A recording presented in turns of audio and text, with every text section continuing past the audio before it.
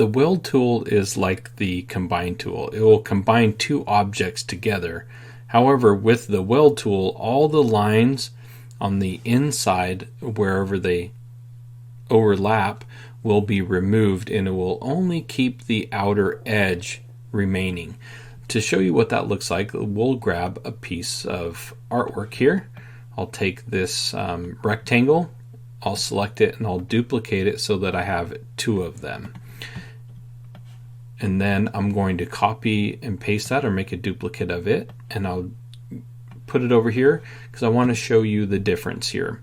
In a previous one we used the combine tool, and the combine tool was up here, and if you click it, it turns those two pieces into one object. So to show you that again, it's taking these two that are two different pieces and it combines them into one.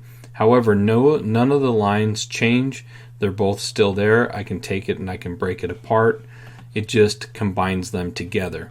Weld, on the other hand, if I select the two pieces and I use the weld tool, which is located up here, you'll also find it in the dynamic toolbar, but we'll click this icon up here, the little arrow next to it, and we'll choose the second option, which is weld.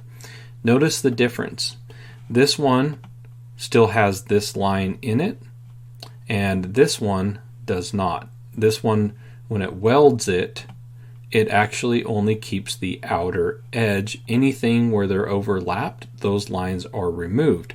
And you can tell this by, if you select this combined object and you fill it with color, what will happen is you'll have an open area here. If I select the welded object and hit apply, it's all filled in with color. So really quickly, I'll go back to original here where they're individual pieces, each one. The main difference with weld is that it's going to create one object with just one outer border. If I select this one and use combine, it keeps all the lines, it just combines it into one object. If I take these two and I use the weld feature, it creates one object with just the outer edge. So the weld tool is very handy, and you need to understand how it's different from the combine tool, because you need to use weld whenever you're just wanting to create a border around something out of two objects.